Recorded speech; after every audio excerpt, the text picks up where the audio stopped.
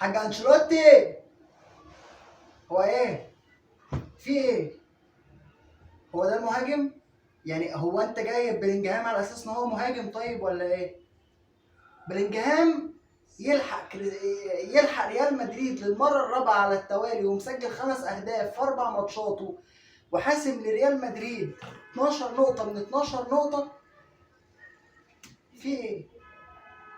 مركز 8 عنده 20 سنة انجليزي، اللي اصلا الانجليز ما بيتألقوش بره الدوري الانجليزي. قلب كريستيانو رونالدو. بلينجهام قلب كريستيانو رونالدو. ماتش اقسم بالله. موسم. انا بقول لك اهو موسم. يا هناخد كل حاجة بروح بقى شخصية البطل وجرينتا، يا هنلبس وهننزل في الحضيض. في ايه؟ اما انشيلوتي حمنا بوس رجلك. أعزائي المشاهدين، ريال مدريد وختافي 2-1 فوز لريال مدريد عن طريق بلينجهام في الدقيقة تقريبا الله أعلم 95. دقيقة 95. أنا عن نفسي أنا كنت واثق إن بلينجهام هيخلصها. والله العظيم كنت واثق إن بلينجهام هيخلصها. ريال مدريد قدام ختافي 2-1 في مباراة شوطها الأولاني هي مصارعة حرة على أراضي كرة القدم، على المستطيل الاخضر. لعيبه مش بتهاجم في بعض، ده بتدمر في بعض. انا قلت الماتش ده الريال هيطلع له باصابتين 3. ماتش كلح، ماتش رخم، ماتش رزل. لبست جون في اول، يعني جون في الدقيقه 11 من بورخا مايورال. يعني بورخا مايورال اسيست فران جارسيا، بس في ريال مدريد حضرتك.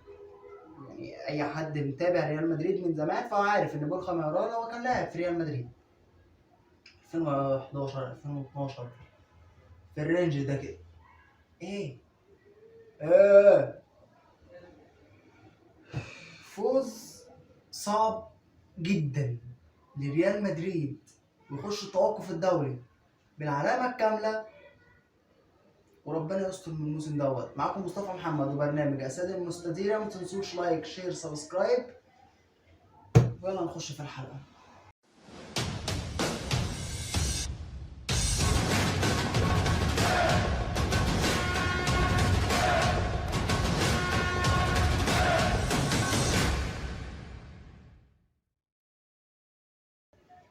بورخا مايورال يفتتح التسجيل في الدقيقة 11 بعد اسيست غريب جدا من فران جارسيا الباك الشمال للنادي لريال مدريد. وانت اصلا كانشيلوتي بادئ، يعني اقول ايه، بس فران جارسيا بيرجع الكوره لديفيد الابا، بيرجعها له على الواقف. بورخا مايورال طبعا يخش يرقص الثلاث اربع مدافعين اللي موجودين بكبه ويروح حاطط الجون الاولاني. جون اولاني او شوط اولاني هو احسن حد فيه هو لوكا مودريتش اللي هو عنده 38 سنه. اسوأ واحد فيه هو كارفاخال انا ما اعرفش ليه بقاله ماتشين، ده الماتش التاني على التوالي وما بيعملش حاجه، ان هو بيتخانق ويتنرفز بس. كارفاخال صعب قوي اللي هو بيعمله ده. دخل نفسه في خناقات ويدخل نفسه في مشاكل. حكم سيء للغايه. حكم احسن حاجه عملها ضربه الجزاء اللي راجعها بالفار، وهي مش ضربه جزاء بتاعت بلينجهام، بس بلينجهام ليه ضربه جزاء حرفيا. يعني اقول لك ايه، ده مش ضربه جزاء، ده سطو مسلح اللي حصل معانا. ده قتل مع سبق الاصرار والترصد. في ايه يا جدعان؟ وكميه بقى اخطاء وفاولات ما بتتحسبش وفاولات غريبه بتتحسب. احنا هنتكلم عن التحكيم. ده التحكيم اوروبي بقى كوارث السنه دي. يعني هنتكلم كده عن الجوله الرابعه باذن الله بدون مقاطعه في الدوري الانجليزي عن الكارثه اللي حصلت في ماتش مانشستر سيتي وفولهام. جون التقدم الجون الثاني كان فيه كارثه حرفيا. المهم شوط اولاني احسن ما فيه هو لوكا مودريتش، بعديه جود بلينجهام. عندي تعليق وحيد على رودريجو احنا كنا بنقول رودريجو احسن من فينيسيوس. حلو الكلام. رودريجو احسن من فينيسيوس، رودريجو ايجابي عن فينيسيوس. رودريجو في غياب فينيسيوس مع احترامي هو ما يشيلش الفرقه لوحده اطلاقا. يعني انت لولا ان فينيسيوس العين عليه وان هو اللي ساحب الناس ومفضي مساحه لرودريجو، وده على فكره يحسب لفينيسيوس، يحسب ان هو مستحمل ضغط، يعني يحسب ان هو مستحمل ضغط والكلام ونرفزه الملعب، ماشي، مفضي المساحه لواحد زي رودريجو. بس فشوط اولاني هو ما فيهوش الا تألق من لوكا مودريتش اللي حرفيا 38 سنه هو بيجري في كل حته في الملعب، بيعمل كل حاجه في الكوره، بيروح ويقطع ويجري ويسلم ويتحرك ويفتح مساحه ويلعب العرضيه ويستلم. وفي الاخر معاه في الناحيه اليمين واحد زي كارفاخال.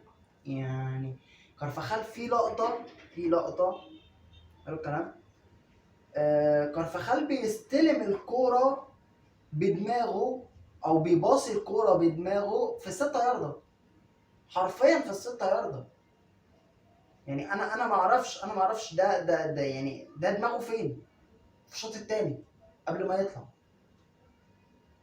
الشوط الثاني يبدا بالتعادل عرضيه. طبعا الريال عمل بتاع دوت، عمل تبديلات في الشوط ما بين الشوطين. طلع فران جارسيا وطلع كامافينجا ونزل ناتشو ونزل كروس النهارده لا رايق قوي. كروس النهارده حاطط تقريبا كورتين او 3 في العارضه، غير اللي بيشيلوا حارس مرمى ديفيد سوريا بتاع ختافي. لا شال كتير قوي النهارده، شال كتير قوي النهارده. واحد غيره الصراحه بكميه يعني الصراحه انا الشوط الثاني بالنسبه لي هي دي شخصيه ريال مدريد. اتفعلت شخصيه البطل، اتفعلت شخصيه دوري الابطال، الادوار الاقصائيه. احنا مش لا بديل عن الفوز، احنا حتى مش هنتعامل. دخلوا دب كل اللي هم بيعملوه، كل اللي يقدر ان هو يسدد او يهدد المرمى بيعمل، وان هم امنوا ان اي حاجه بتيجي عليك بتتقطع في ساعتها. يجي بقى خروج طبعا لوكاس فاسكيز، خروج كارفاخال ونزول لوكاس فاسكيز في الدقيقه 77، وخروج مودريتش ودخول ابراهيم دياز. والدقيقه 80 خرج تشاوميني ونزل فالفيردي. حلو الكلام. يجي لوكاس فاسكيز من الشمال، كانت ركنيه واتلعبت ودربكه، يجي من الشمال يستلم كوره في الدقيقه 94 ونص ويشوط لك كوره ترتد، كوره فعلا الكوره شديده ترتد ما بين القائم وما بين الحارس وترجع بلينجهام اللي بروقان.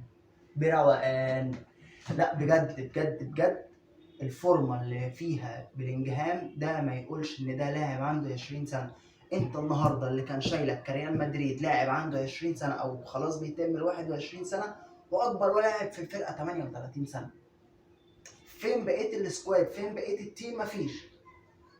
طبعا مع نزول ناتشو ألابا ده جه باك شمال، مع الخطه بقى رجعت تاني ل 4-4-2. انت اصلا بادئ الماتش 4-3-2-1، حاطط لي كامافينجا، حاطط لي بلينجهام يعتبر ما بين وينج وما بين صانع العاب يمين، مع رودريجو نفس القصه. خوسيليو بالنسبه لي سجل طبعا جول التعادل في اول دقيقه في الشوط الثاني. لا يعني يجي منه في وسط المدعكه اللي انت فيه. يعني انا مع رجوع فينيسيوس اللي بيتكلموا تقريبا في شهر ونص شهرين، يجي منه ان انت تحط فينيسيوس، خوسيليو، رودريجو، تحتهم بلينجهام، تحتهم كامافينجا وتشاوميني او فالفيردي وتشاوميني يامنوا ظهرك، ماشي، عشان انت دفاعك زي الزفت السنه دي. وانت اصلا كريال مدريد، والنبي بقى ايه، انا عارف ان انا ممكن اطول والفيديو يطول مني بسبب الموضوع ده، ايه ميتين سوق الانتقالات دوت. في ايه؟ سوق انتقالات اقسم بالله العلي العظيم ولا ليه اي لازمه الا بلينجهام. رحت جبت لي خوسيليو ماشي بس مش اللي يعتمد عليه، رحت جبت لي اردا جولر وعملت خناقه ما بينك وما بين برشلونه على اللاعب. رجعت لي طبعا ابراهيم دياز. ابراهيم دياز النهارده الخامه كويسه بس ياخد فرصه. فران جارسيا كان لازم ان هو يرجع، اي نعم هو بتاعك ورجع بمبلغ مش كبير، بس كان لازم لاعب زي دوت ان هو يرجع، عشان انت طبعا مندي طول الوقت مصاب، وحتى لو مش مصاب اداؤه زي الزفت. انما هتقول لي فين تدعيمات ريال مدريد؟ ريال مدريد على الاقل عايز باك يمين وباك شمال تاني وقلب دفاع بعد اصابه ميليتاو، وطبعا رحت جبت كبه بعد اصابه كورتوا بالصليبي ماشي، ولازم مهاجم. يعني انت محتاج 4 صفقات انت ما تمتش منهم حاجه. انت كنت محتاج 4 صفقات، انت داخل دور المجموعات من غير ولا صفقه منهم. لا قلب دفاع مع روديجيرو مع الابا ومع ناتشو، ولا باك يمين بدل كارفاخال. وقصه فاسكيز انا لو عايز استفاد انا استفاد من فاسكيز ان هو يبقى جناح اكتر من ان هو يبقى باك. فاسكيز باك في ماتشات تقيله قدام فرق تقيله كارثه. هو ميزته ان هو انت ضاغط فهو طاير، فهو عارف يعمل مميزات ال زي ما بيتقال ايه الوينج باك الطاير اللي هي بتتلعب في ال3-5-2 مثلا. انما انت فاسكيز في ال4 ورا سيء. فران جارسيا شاب لسه صغير. فران جارسيا لو بطل ان هو يلعب اي كره يستلمها يلعب لورا ممكن يجي منه. رودريجو النهارده انا حاسس ان هو دايس على زرار الار1 بيجري بس. كنا بنقول على فينيسيوس ان هو بيعدي واحد لواحد اكتر من ان هو يفكر انه يسدد. رودريجو النهارده هو بيجري بس، ويوم ما بيفكر ان هو يسدد بيسدد في السما. مفيش الا اللي هم كوره واحده بس اتحطت في العرض من رودريجو النهارده. حتى جون التعادل اللي انت جبته عرضيه بالوش رجل الخارجي اليمين لمودريتش تخبط في المدافع بتاع تخبط في ديجيني الارتكاز بتاع ختافي، ترد لخوسيليو ما يفكرش بعزمه وراح شوط في المرمى. واصلا كانت خبطه في ايد ديجيني بس هدف واتحسب. الحكم لقى نفسه انه ممكن خوسيليو، طب خوسيليو تسلل، لا مش تسلل، طب خوسيليو لو مش تسلل طب احسبها ضربه جزاء ولا احسب جول. حكم سيء سيء سيء سيء. اتمنى ان انشيلوتي يعرف يظبط نفسه بالفرقه دي لغايه لما يشوفوا هيجيبوا حد في يناير ولا مش هيجيبوا.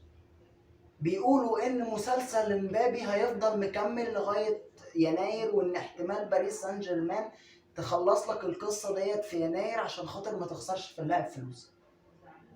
تبقى كارثه اصلا ان انت تروح للاعب فاضل له في عقده 6 شهور تروح تحط فيه مبلغ وقدره.